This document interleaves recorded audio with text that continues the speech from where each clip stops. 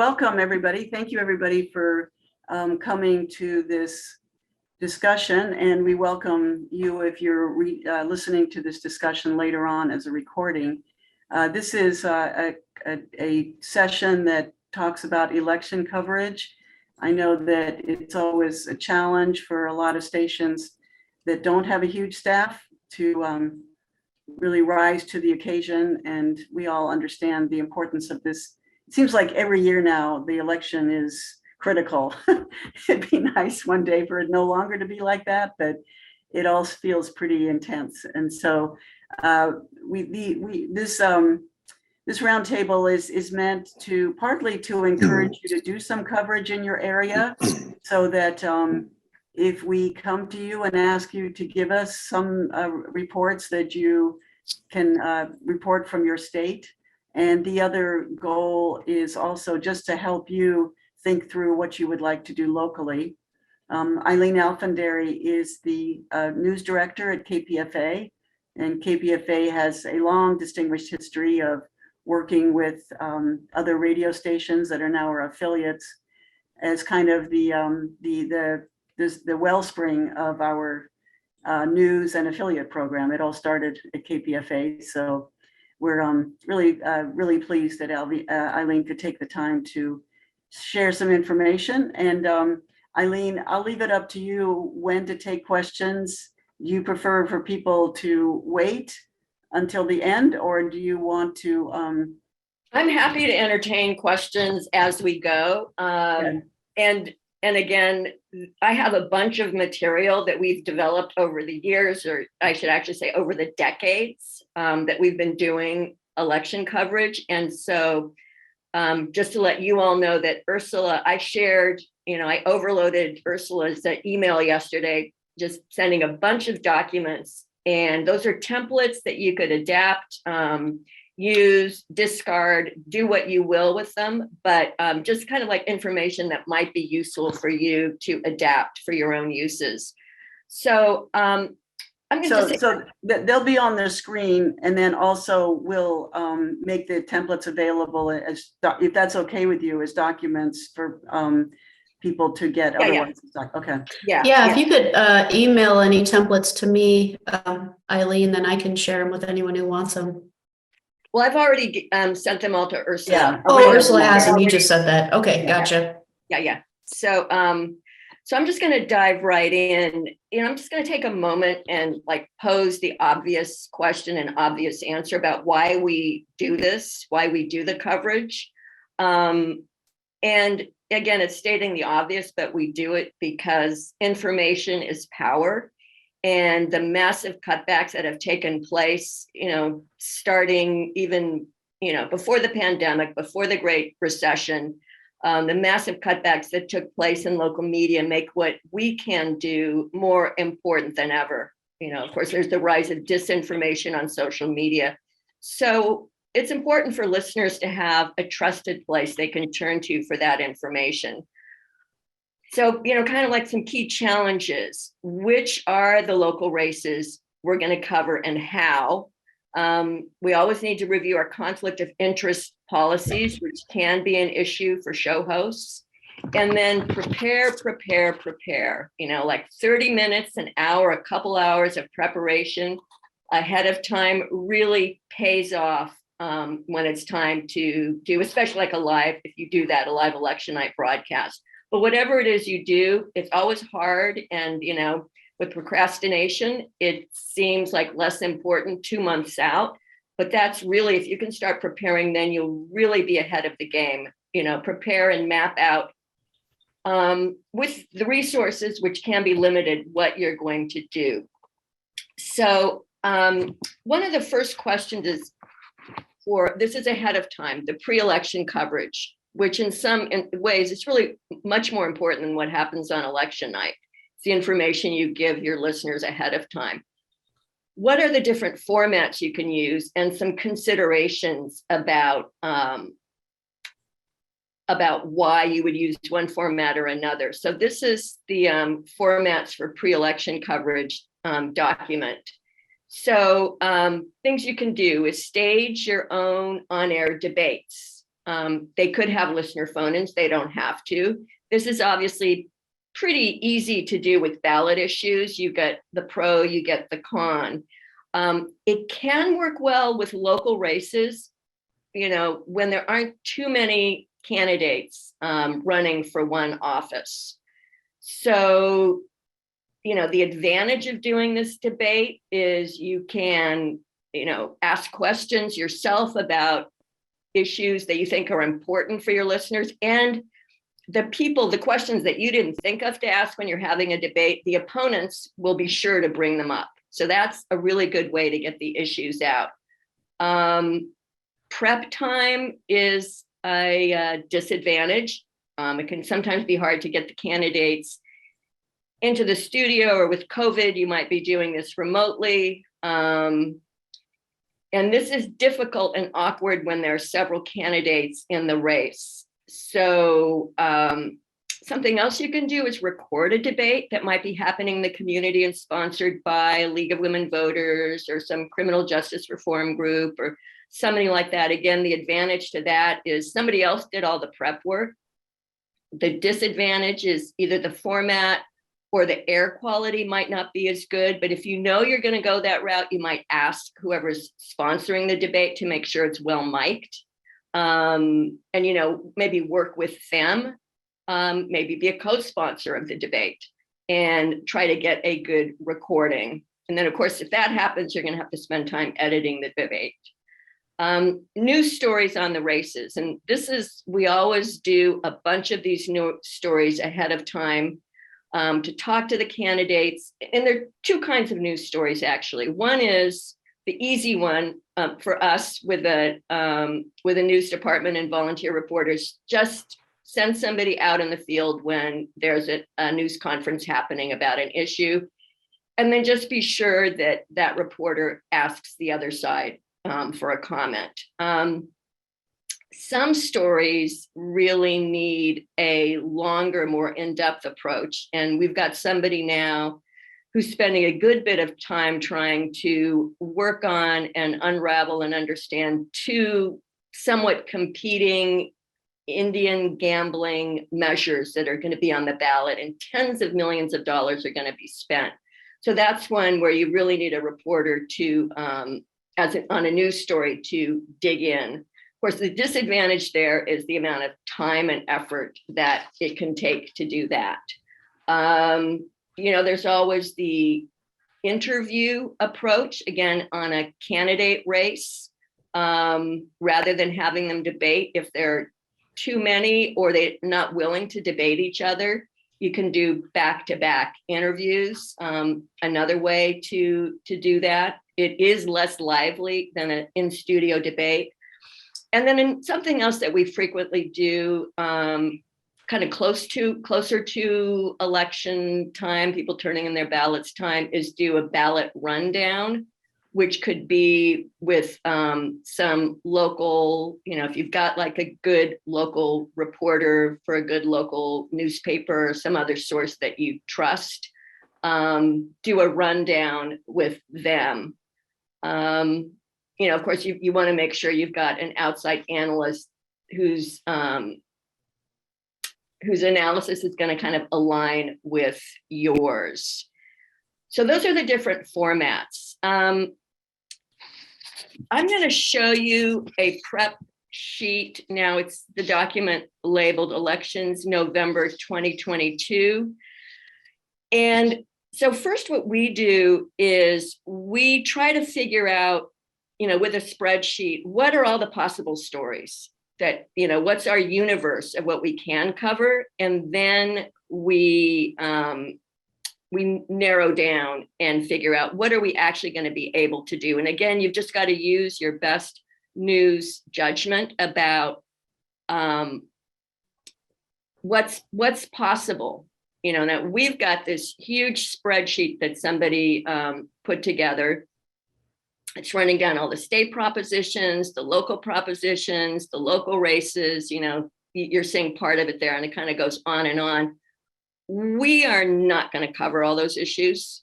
but it took kind of like getting them on paper to kind of wrap our heads around what are all the possibilities. And then we just, try to figure out what are our priorities, what's possible for us to do.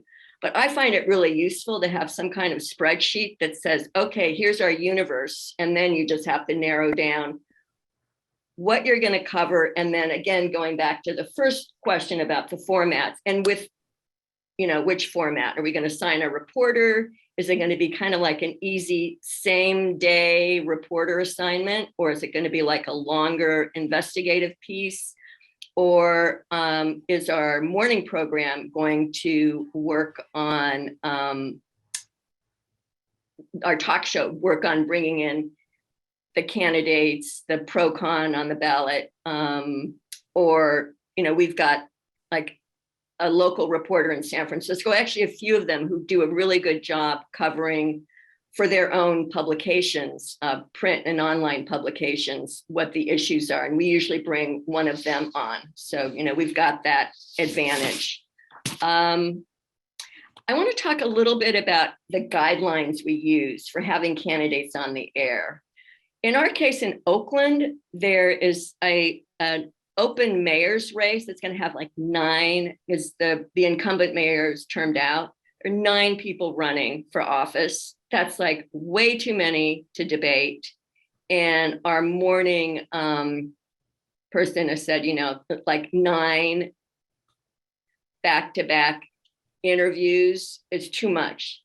Now, that might not be the case if we were in a smaller rural area and that, we pretty much just covered Oakland or, whatever our local area was.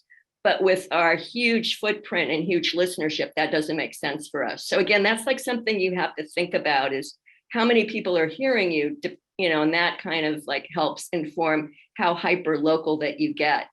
But then we have another issue, which is we can't just decide, at least at KPFA, and I'm not qualified to give legal advice here, but even though some of these candidates are, are really unlikely to get anywhere near the finish line, we don't make that determination and say, okay, we're only going to interview like the top 2 or 3 and never mind the rest of you.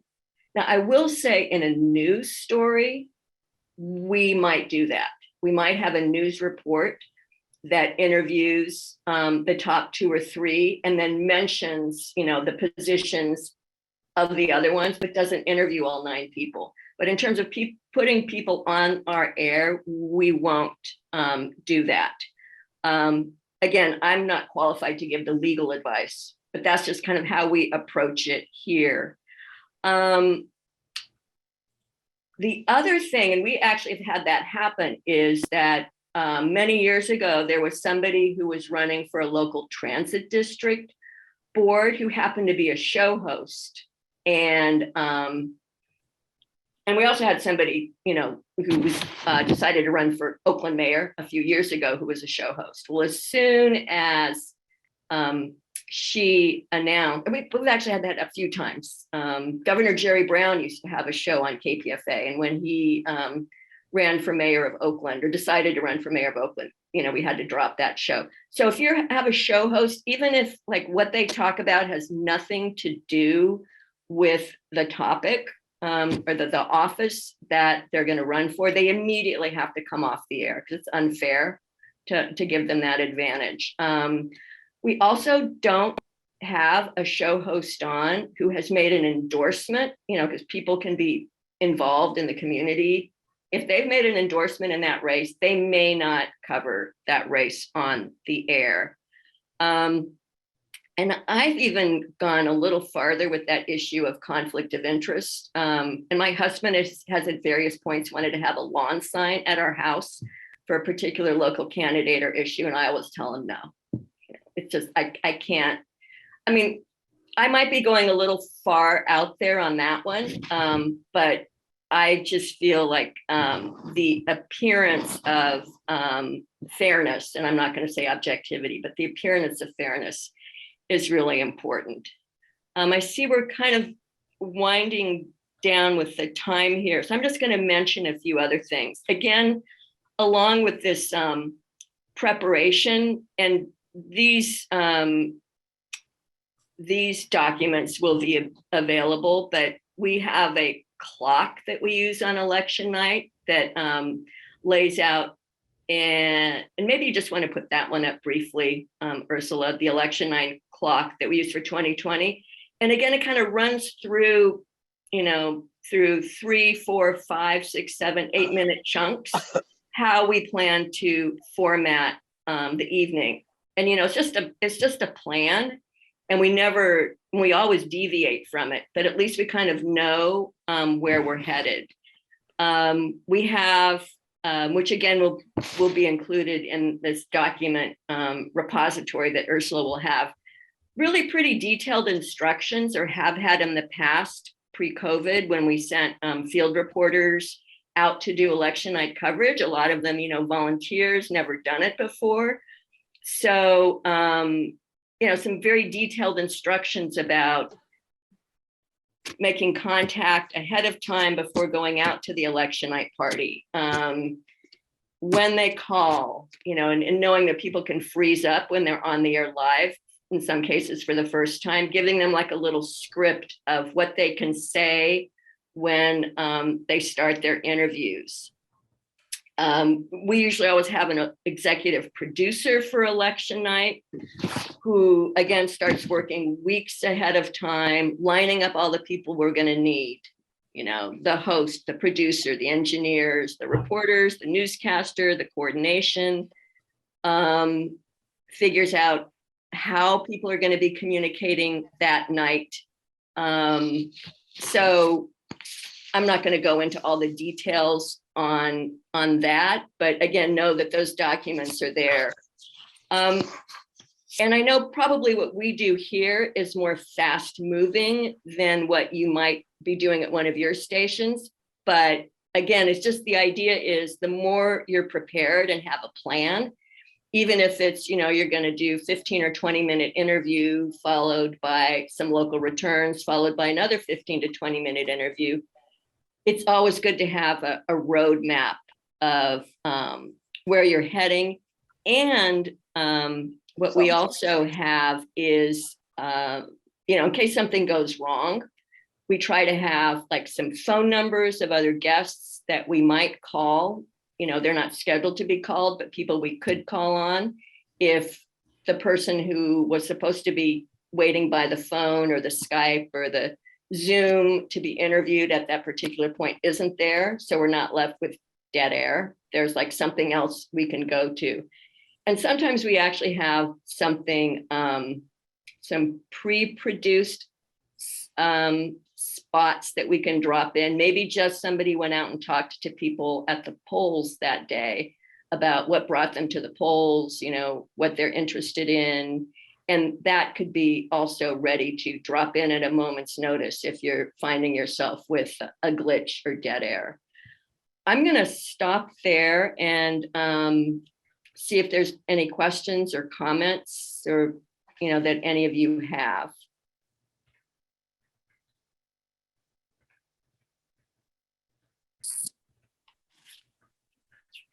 This is Dennis Hart from KHOI in Ames. I'm in Ursulastown right now. Can everybody hear me?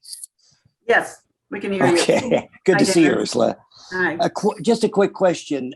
Is the network going to offer any kind of cut-ins or anything like that during the evening? Anything we can plug into? I don't know if Aileen knows that. I don't know that either. I'm actually in the process of agitating for that. Pacifica is struggling over much other basic issues right now, so nobody's really been discussing this. One of my goals with holding this roundtable, and also in the conversations I'll have in the next few weeks, will be to try to get reports from states of interest, at the very least, reports, so that even if Pacifica usually will do some sort of election coverage on election night. If they really can't get it together this year, we'd like to have at least have an archive of reports from other states so that local stations can use that at the very least. So whether there'll be live coverage, I don't know yet, but we're going to work to try and get some reports available in audio port that you could use locally if there is no national coverage. Right, and I haven't heard whether Democracy Now! Is planning anything either. Yeah. Sometimes, I mean, usually on presidential election years, they do something, and they sometimes have on midterms. I don't know. But I was planning on reaching out to them and seeing, you know, if they were. Yeah. Ursula? Yeah. Yeah, this is Jim Dingman. My comment on that is that, yes, I think that people will try to organize in the next couple of weeks through all the Michigash some way to start to think about organizing coverage of the midterms. But I want to ask Aileen a question about local races. My mother worked for the city of Oakland for many years, and I always enjoyed the colorfulness of all these local candidates in California when they're running for office. And I'm wondering how you guys weigh bringing on everybody to talk, or what selection process do you do in the map up to an election? How do you deal with all these alternative candidates that can sometimes be quite entertaining to listen to?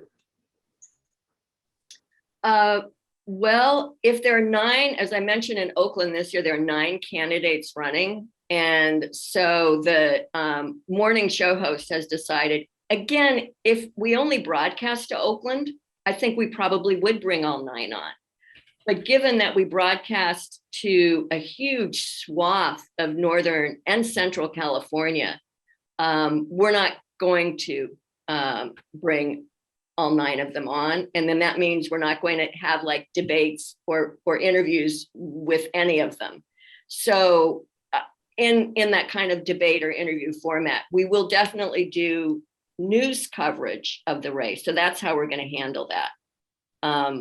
But yeah, and again, that might be different if we were in a rural area and we're broadcasting to a small area, and this was the big city in the small rural area, then we probably would. So you just kind of have to like weigh what the audience is and the importance of the particular race and how many candidates there are. Because I don't think people in Clovis and the Central Valley are interested in hearing from 9 candidates running for Oakland mayor.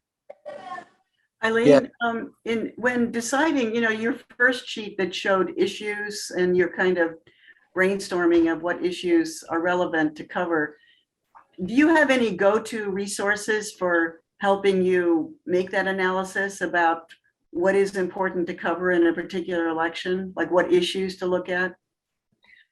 Right. So you're asking kind of like, what's the criteria when you make that, when we make that decision? Well, no, what I'm asking more is, do you have resources? What resources do you use to help inform you about how to make that decision? Although criteria is a good question too, but how do you actually get the information you need to make those distinctions? I mean, the not very satisfactory answer is that, I've been doing this for a really long time and I follow the news every day. So that kind of informs, my decision about what's important. I mean, part of it is like, where is a huge amount of money being spent? What are the social justice, environmental justice, racial justice? If you kind of like go back to, in my case, and it is true that I do go back and I kind of like look at Pacifica's mission. And kind of am driven. I mean, we are mission-driven broadcasters. So try to think about what are the issues that align with our mission. So that's, so there's not like one place to go to make that kind of decision. It's, kind of based on, and, you all kind of live and work in a particular community, and that kind of informs your understanding of what's important there. So with that, I unfortunately do have to go jump on a Zoom press conference that's just happening in about a minute. And again, Ursula has a bunch of documents that lays this out. And if anybody has any particular question or something I said wasn't really clear, I'd be happy to answer it in email. I'm Aileen, AILEEN @kpfa.org. And good luck to you all. Thank you, Eileen. Appreciate it. Thank you, Eileen. Yeah. Let's keep our fingers crossed with these midterms, right? Yeah, see you in November. That's right. Okay, bye-bye. Bye-bye. So just for your information, the list of documents that Eileen sent us, I'll give you the titles and you can kind of get a sense. One is, she showed you the formats for issues, and then the guidelines and the election clock. She also has a sheet on election night preparation and election night instructions for field reporters. And then ways to handle the returns at the top of the hours that also kind of work as IDs and credits all at once, how to kind of handle the top of the hour during coverage. And then the last one is staff assignments on election nights and how to credit people. So those are the documents that she sent me, and we will make those available to anybody that would like them. Stephanie, maybe we can even put them on the website if that's okay with you, so that Oh, yeah, we could do that too. so they can just be found there. Yeah. Okay. I'm going to move right along because we have a second guest who's also going to speak about election coverage. And Tom Scherberger is co-host on WMNF's WaveMakers show. And he is also an editor and reporter at the St. Petersburg Times and has supervised elections himself. So Tom has offered to also give some thoughts on what he thinks is important for election night. So Tom, thank you. Appreciate it. Thanks so much for inviting me, and my co-host and wife, Janet Scherberger, has put together, we put together a PowerPoint presentation. I was wondering if we could share a screen. It might be Yeah, easier. I think you can follow automatically. along. You can do that automatically. Yeah. How to do it? I'm trying to do, let me see if I can do that. Am I doing it right? I don't know. Oh, can you see the screen? Yeah, You haven't looks seen like it? it is. Okay, Yep, we see it. How okay. do you want to get it? We can't see it. I'll get you up here and we'll get you the slideshow. How's that? Okay, so this is some kind of basic tips for training reporters. And I know there's a myriad types of stations on this today. So some reporters are going to be veterans. Some reporters are going to be volunteers and need guidance. So we thought it might be helpful to put together some tips on covering elections, not necessarily election night, but these could be applicable to election night as well. But really important to cover things as you go. And it's not just about election night. There's a lot of these stories to be done before election night. So let me see if I can switch to the next slide. Hold on a second. Should just go. Yeah, I know. Ursula, I did Yes. email you I shared this with you, the slide Oh. presentation. If you want to look at it, maybe it would be easier if you did it. Yeah, if you want to go ahead and try, and if not, I'll while you do that, I'll go to my email and see. Yeah, for some reason, it's not changing slides. Hold on one No, second. that's your Always. your Zoom. Always technology getting in the way here. It should just go. Yeah. Start from beginning. Press escape as a full screen or that. There we go. Okay. Avoid the got it? pack. Yeah, Okay. got it. Thank you. So I always told, so just to clarify one thing. So I worked at the St. Petersburg Times for 20 years. I was involved in a lot of the election coverage, whether it was local coverage or state coverage. I was a state editor for 5 years. I haven't been there for 10 years. Many of the lessons that I learned there are still applicable today, even though things have changed tremendously. We're much more polarized and nasty in our politics. Avoid the pack. So election coverage, sometimes you literally are going to avoid the pack because there's a big group of reporters all covering the same story. Avoid that. Go find another story. Talk to the voters who are at the rallies. They are ready-made for radio stories because you want to know why they are there. And that can help also inform some of your issues that you're going to start focusing on. What is it that's motivating people to take time out of their day to go listen to a politician speak? Sounds painful to me, but that's a lot of people do it. And of course, always fact check. I know fact checking has become quite a big business now, and it's often done segregated from routine coverage, which I find frustrating. And the St. Pete Times created PolitiFact. I mean, that they won a Pulitzer for it, and I admire the work they do. But every story should be fact checked. We had a guest on our show this week, Tim Burke, who is the Deadspin reporter who broke the story about the football player whose girlfriend didn't exist because he had been catfished. And his point was that any reporter who had been covering that story should have been able to spend 15 minutes Googling this girlfriend and quickly discover that she didn't exist, because that's literally how he started off on that story. So it's so easy now to fact check. And one other story that I wanted to mention about avoiding the pack is a story that I was involved with involving Pam Bondi, who's become quite a figure in Trump world. But at this point, she was running for Attorney General in Florida, and I was working on the St. Pete Times website, running the breaking news desk. And I had a couple of reporters, 3 reporters who worked directly for me. And I asked one of them, hey, why don't we go find out whatever happened to Pam Bondi's dog? Pam Bondi had a dog that she had adopted after Katrina, and the owners wanted it back, and she refused to give it back. Turned into a big custody battle. She ended up basically saying, take the dog back and I'll take care of that dog and I'm going to come visit that dog. That lasted for a few months. We discovered by talking to the people who she stole the dog from.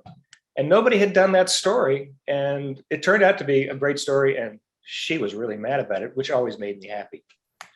Write background material in advance of events. I know this is very basic for many of you, but I think a lot of reporters don't realize how important it is to have in their notebook or in their phone basic information so they can quickly put together a story on deadline. Have it done in advance so you can be able to drop that information, especially on election night. I mean, I don't know how many election nights I worked either as a reporter or as an editor, and all of those stories were essentially written in advance and built as the night went on. Obviously, depending on election results and if they were coming in, if they weren't coming in, that was always crazy because back in the day, 20 years ago, Florida had terrible elections. We have very well-run elections now. So reporters need to get to know, they can find stories by getting to know the people who are involved in the elections and the campaigns. They can find really interesting stories online, looking at campaign contributions, looking at how they're spending the money, who's giving, who's getting. Look for donations from the same address. Find out who the special interests are who are backing these candidates. People, let's face it, they give money for a reason. And so you got to find out what reasons are behind these contributions. If it's incumbent, make the connections to the office, get to know the staff, and also get to know their campaign staffs. They are sources of information and they can be very useful, but obviously they always have their own agenda. don't underestimate your phone. It seems like we do all of our work on our phones now.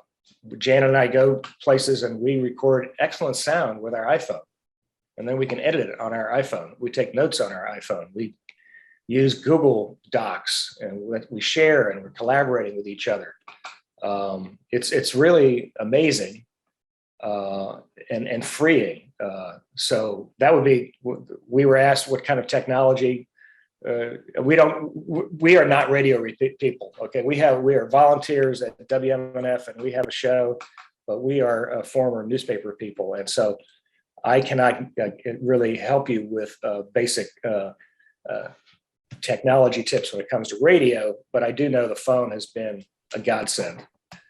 When you're trying to find stories before an election, I think you go back to the well of people that you already know, who are in your community, who are already activists on issues. You want to find out what they are doing.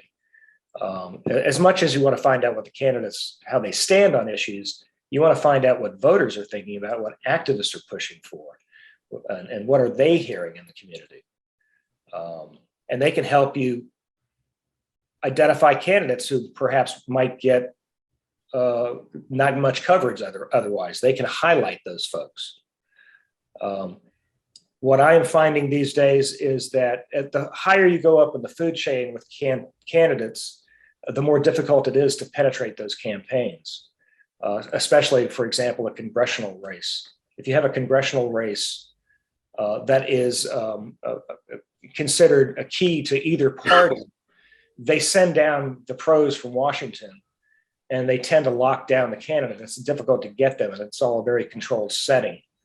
But the candidates who are closest to the voters are the ones that have much easier access. You'll be able to get to them much easier. And so developing contacts with those campaigns is very important. And going door to door with candidates. As a reporter, I found that very useful. It's much more difficult today, I have found, as someone who has gone on the other side, and I now canvass for candidates or causes. For example, I canvassed a few years ago for our amendment that gave felons their voting rights back. And it was a very rewarding experience for me, but it was also frustrating because people won't come to the door. So it can be kind of a waste of time.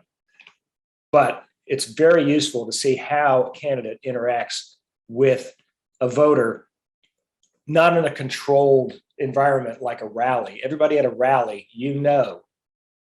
is there to hear that person. If they let you canvass with them, I would jump on that, because these days campaigns have gotten so controlled by consultants, they would probably prevent that from happening. And finally, this was something we tried to do as much as possible at the Times, which is, we always called it drill narrow, drill deep.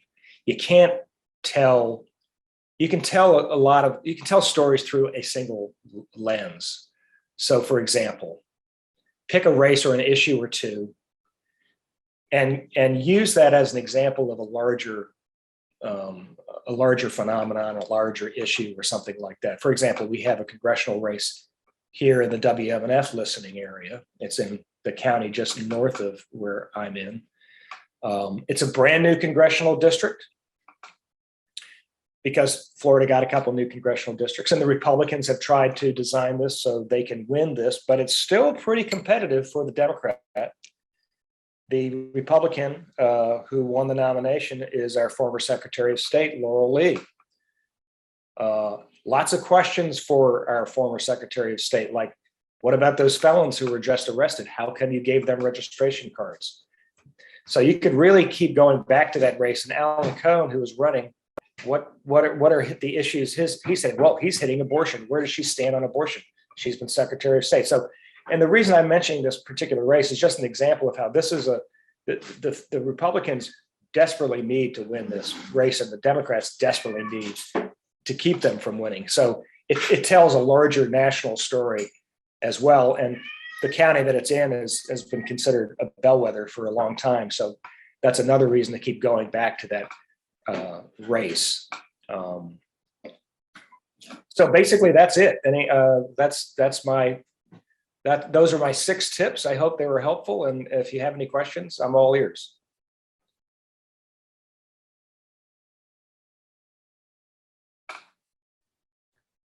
Well, I'll start off. I have a few questions. Thank you, Tom. First of all, I want to, really put a point on what you said about having materials pre-prepared before election night. That's really a very useful insight, and we really learned that the hard way. We actually did national coverage of the Iowa caucuses in the last presidential election. No, in the one, yeah, the coverage of the Iowa caucuses. And we had all this national coverage prepared. And as you remember, nothing happened that night because the reporting of the numbers was so hopelessly screwed up that nobody really knew anything all night long. And so basically we had this team of people who were tasked with reporting on a story that was refusing to happen. And it was really a dumbfounding night for everybody, but it worked very well because we had all these pre-recorded segments on the issues that were, issues whether, no matter what the caucuses did. And we also had a guest lined up to talk about specific issues. And so we ended up having a very rich and powerful broadcast, even though there were no results all night long, and there's only so much you can report on the failure to have results. So it's, I really want to support what you're saying there. It really makes a huge difference. And I listened to a lot of other coverage in other media, and they had nothing. They basically were saying all night, we don't know, we don't have anything. And we did. We had a lot of things to talk about because we had, segments on the issues. So anyway, You got to plan for the worst. Pardon me? You got to plan for the worst. Yeah. And you got to plan for the system to break down and not produce any news. That's right. Do you have any suggestions on on fact checking sources? How do you do that well? I mean, I think everything starts with Google. I mean, I hate to say that, it's so basic, but I mean, I really struck home to me when Tim Burke was telling us his story about how he broke this story for Deadspin.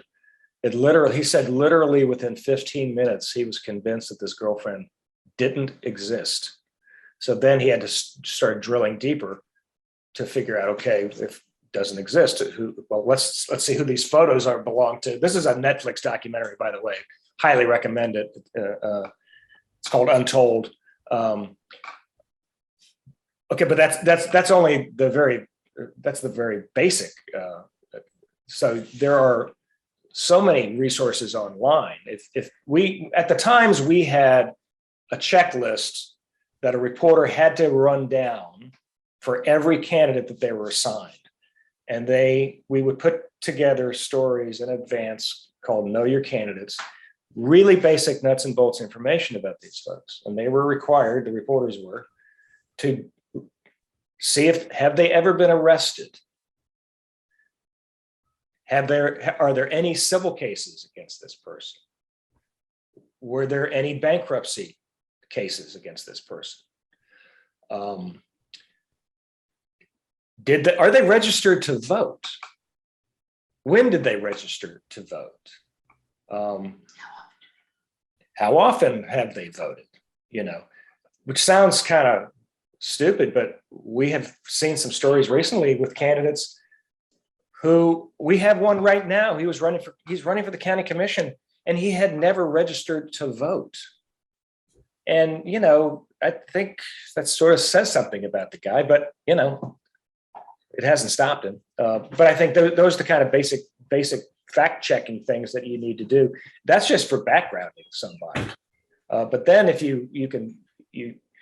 it's a little more complicated, as PolitiFact often shows, because their stories are so long, sometimes trying to drill down into someone's statement to determine whether or not it's true or not. I got to tell you, PolitiFact was kind of controversial in the newsroom because sometimes sometimes it's not really clear whether somebody's lying, you know? Are they lying? Did they get the facts wrong? Is it sort of somewhere in between? It gets kind of complicated. And so often they're expressing opinions really in those fact checks. And I think that's a little dangerous territory when you start doing that, but they won a Pulitzer. So what can I argue with? But so much information is available online, and every state is different, right? So in Florida, all court records are now online. I could keep going down the list of things on this checklist. For example, did they pay their property taxes? Have they ever been in arrears on property taxes? They print a delinquent property tax list every year. Did that person ever appear in there? They want to say levy taxes on people, but they weren't paying taxes themselves. That kind of thing. I think what I hear you saying is that it's really useful to have a checklist available for fact checking, so that people. Yes, Yeah. it would be very helpful. Absolutely. Do you have a list like that you could share with us? I don't have it anymore. I'm pretty sure I could get it though from a friend at the Times. Maybe I'm sure they're still using it. And they probably added onto it. That would be great. Okay, I'll see what I can do. Okay. And again, every state is different. Some records are not as available as others. So it kind of depends. But again, making public records requests would be very helpful. I mean, you just never know what that public records request will produce. And now you can email it. It doesn't take much time at all. Just put it in. If you have a question, just try to get it. I'm always surprised at the things that public officials will write in an email, thinking that nobody's ever going to see that. Yeah, so true. I have one more question. We have a question from Jim too, after you're done. Okay. One of the big points of stress right now is how this election will be manipulated. There's, here in Iowa, they've passed all sorts of laws to make it difficult to vote. And there's, some concern that there'll be, pressure on attorney generals or election officials to not report accurate. There's just a whole lot of stress around, so-called, cheating in this election and I'm wondering if you have any suggestions on how to report on that, like when the election happens, what to look for to see where things have gone wrong with the election. Right. So I think the big story this election year is about elections. The running of an election is going to be about the interference that Republicans are going to mount at the polls. They are signing up poll watchers, and every state is different, so they call them different things. And I think there's going to be a concerted effort to try to challenge voters in a way we've never seen before. I think the challenge for the media will be how to get their arms around that, right? Because we have hundreds of precincts in just in Hillsborough County alone. I want my home county.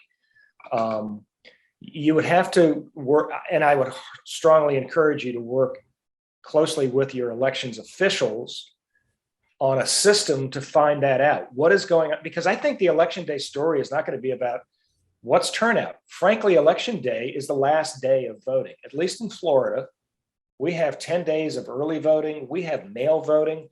2/3 of the ballots are submitted in Florida before election day. Election day is the last day to vote. I don't even know why they waste their time with exit polls. Who are these people who are waiting until the last day? They're the final 1/3, at least in Florida. Okay. So, the turnout is light today. I don't care. What is happening with the challenges to the voters? How are they? What are there threats of violence? Florida has the largest number of people who have been arrested on January 6th. We have Proud Boys. We have all these wackadoodles here now. And I'm very concerned that they're going to be showing up with guns. Now we're not an open carry state yet. But I'm not an alarmist, believe me. So who would be your contacts to keep track of that? Well, fortunately, I mean, Florida has a very good system of local elections supervisors. They're independently elected. They're Democrats, they're Republicans. I have found them to be extremely professional. Now, what's going on in Tallahassee right now with the new Secretary of State is very disturbing and concerning. But I would get to know somebody at the elections office. Say, I need somebody's cell phone on election day that I can call. They usually have a communications person, right? They usually have a PR person or spokesperson who can tell you, because they're monitoring everything that's going on. Now, I would also go pick the largest precincts or the precincts that you know are particularly Republican precincts and go by.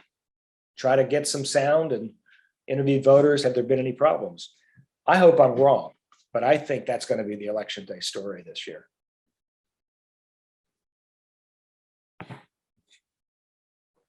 Okay, let's go to Jim. You have a question? Yeah, can you hear me well? Yes. Hello? Yeah, unfortunately, you hear the background ambient sound of Brooklyn rush hour. Thank you for your presentation. I have covered elections, and I think that what I see in this election this year is that there's going to be a need for everybody to coordinate and work with each other throughout the country. I look on this as a very momentous election, and I propose, I'm the chair of the Strategic Planning Committee. I know at the national board level, I know Heather Gray's the chair of the Programming Committee.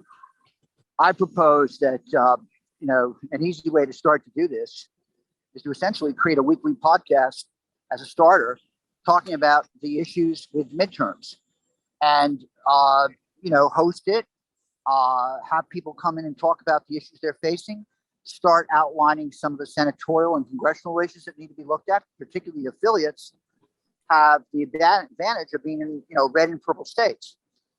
Like you're in a purple state. I don't know. Florida's a real crazy state, but I think there are momentous things happening, especially in light of all the events we've watched in the past 6 years we're all aware of.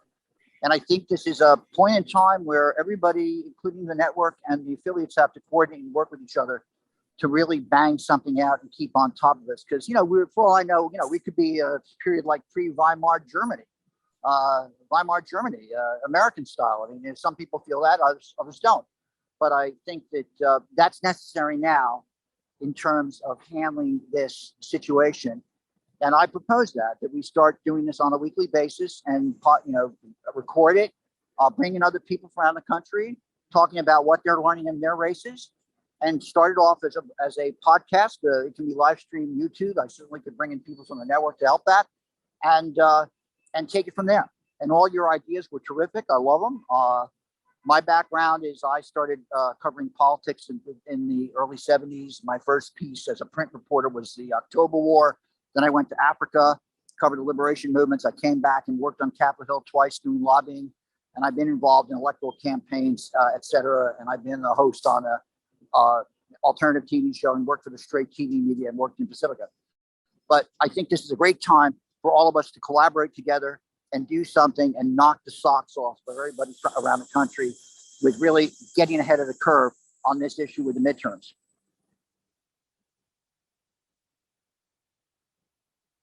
That's what I propose. Thank you, Jim. That's great vision. If there are any states that have these crazy secretaries of state who are running, like in Arizona, I think that's one of the most disturbing things that's going on. You've got these election deniers and Trumpers who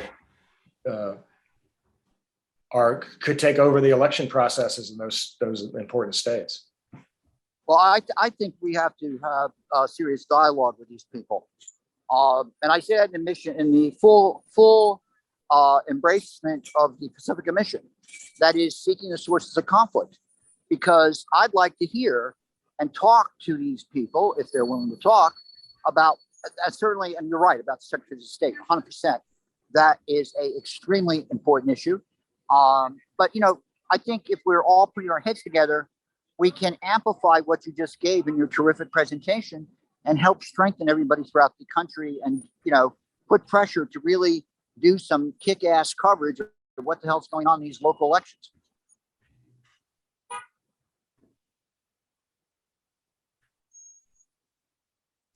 So that sounds good, Jim. We'll keep talking about. Oh, no, I intend to implement. I'm not going to talk. I would say within a week, I would like to get this going. Okay. I would set it up, get somebody to engineer it, put the show on the road. Let's get it going. And I have certainly the background to do it. I've covered local politics. So I think it's great to hear you talk about Florida. I have friends of mine who always complain when they go vacation down there. So I think we could really do a great job if we work together. Thanks. Okay, do we have any other comments or questions?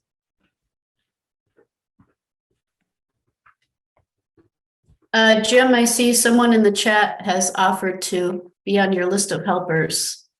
Jim, who can you identify yourself, because you're not showing up as Jim? So I see that you're from KWRK, but can you tell us who you are? Can you make an appearance? Are you talking about Charles? Well, I think Jim is Charles, I think. I thought he said he was in Brooklyn. Yeah, I'm in Brooklyn. Charles is someone else. Charles from WRWK in Virginia says he would want to help you out, Oh, Jim. Got it. Okay. Charles, Oh. can you like tell us who you, can you give us an email or something to help us find you? Actually, I have his email. He gave it earlier. Okay. Yeah, so I'll share that. Yeah. Thanks, Okay, thanks, got it. Charles.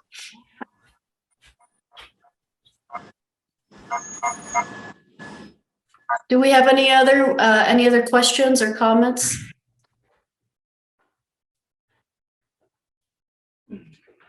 Okay, well, in the absence of any questions, Jim, you said you've done quite a bit of election coverage. Is there anything specific that you would want to say about ways to do that locally, or just methods you found useful?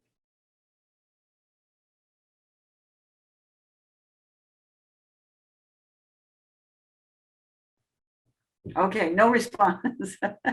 Okay, well, is there anything else that we'd like to talk about before we end this presentation? Like I said, Ursula, this is Heather. Hi, Heather. Hi, could I just say, so I just want to thank the fellow from Florida. Thank you so much for your presentation. It was so incredibly interesting. I so appreciate you talking about just, really getting an in-depth look at what's happening in these various communities. I do want to say that I know that Jim, I guess he got off, right? I think he got off. He had another meeting to go to, I think. But I do want to say that I am chair of the programming committee, and one of the things that on the Pacifica board, one of the things we talked about wanting to do is a national news program, actually, that would incorporate folks from all the various Pacifica stations. And Ursula, I'd like to include the affiliates in this as well. We have not firmed this up yet. We don't have it approved by the board. But this would be a wonderful opportunity to get information out about elections in that outlet as well. So we're having a meeting next week. I'm going to bring this up, okay?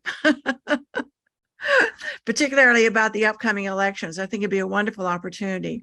And we'd like to work with those of you who are on this call who are involved with elections, actually. So we'll see what happens here in Georgia. That should be interesting. I can't report on that right now, Ursula, but I'd like to at some point get a little bit more information about Georgia, which is really critical in countless ways. We have the Republicans challenging a lot here of our, like Raphael Warnock and so forth. So I don't know, we'll see. I'd like to report on some of that. Yeah. Yeah, we definitely need reports from Georgia. No, I understand. That's a lot. Well, Heather, in terms of what you're saying, I mean, in my experience, the way to kind of make the rubber hit the road on these things is to come up with a limited project that can succeed. And then while doing that, you kind of learn how to make it work. And makes sense. I think that's kind of would be an interpretation of what, Jim was asking for too. So, I didn't, want to sidetrack Eileen, but I do know that KPFA is prepared to host national programming on election night if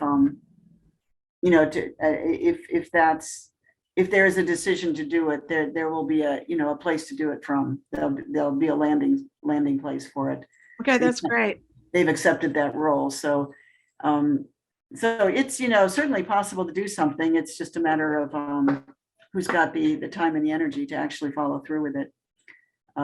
But I certainly am willing to do my part in terms of recruiting production for it and reporters. So it sure would be good to be there on election night. So, Marie, Stacy, Dawn, any comments? Charles, before we leave? Kim, just don't want to have anything unanswered. This is Don. I just really appreciated the information that people brought here, and for you, Ursula, hosting it. Well, it's great to see you here, Don. It's nice to have you. Okay, well, in that case, Ursula, just before we go, I do want to mention, as you all know, that Queen Elizabeth passed today. Unbelievable. So I've been listening to a lot of the British coverage on this. Just so you all know, everywhere I've lived somehow has been a part of the British Commonwealth, in Canada, here, Australia, Singapore. I mean, unbelievable. yeah, So I just need to bring that up. I'm going to be watching that coverage as well, of course. So yeah, it's quite a day, quite a moment. Yeah. Well, what did George Harrison say? All things must pass, right? yeah, right. Well, thank you for mentioning that. Okay, I think we actually kind of held to our time frame today, which is great. And this will be recorded and on our website as a reference.